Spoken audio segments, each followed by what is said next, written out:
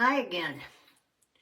Well, last time we were together, you remember that Jacob had separated from his father-in-law, Laban, and now he was going to his old home place called Canaan. And he was a little bit afraid because remember what happened there almost 20 years ago when his brother Esau wanted to kill him because he got his birthright from him. And so he was happy to be going back home with all of his family. However, he had a little bit of fear in him too. And so when they were nearing the edges of his home country, they were by a river, and he got word that his brother Esau was coming with a band of 400 men to meet him.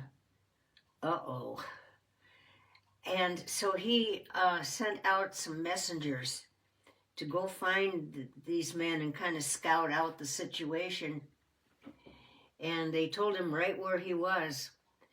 And he was getting closer. He wants to see Jacob.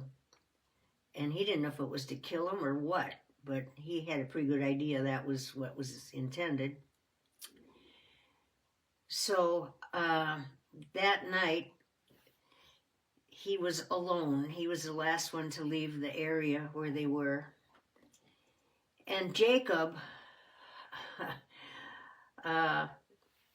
was just walking along, and all of a sudden, this man appeared in front of him in the dark. And Jacob wondered who on earth this man was. And this man began to wrestle with him. They were fighting and wrestling. And they wrestled and fought all night. And Jacob was pooped. But one never seemed to gain the advantage over the other one. Went on all night long, and he was exhausted. He couldn't figure out. And then the sun started to come up, and the man said, please let me go now because it's getting morning. And Jacob said, well, who are you anyway? And he said, I am someone from the Lord. And he said, I have a message for you that your name is no longer going to be called Jacob. For, he said, I am going to name you Israel, which means prince and ruler with God.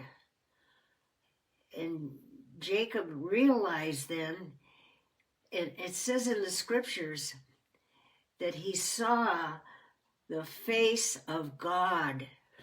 I can't get through this without crying, I'm sorry. He saw the face of God, and it was God he was wrestling with all night.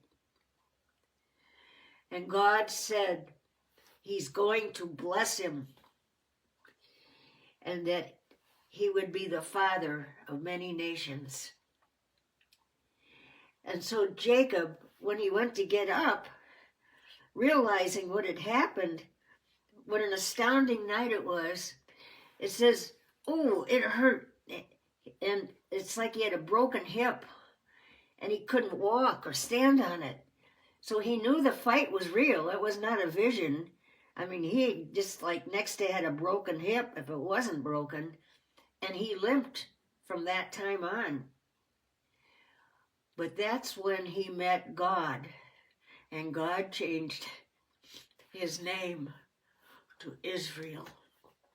I'm sorry for the tears. I'm an old grandma. You gotta forgive me. Okay, next story. We'll see you next time. Bye-bye.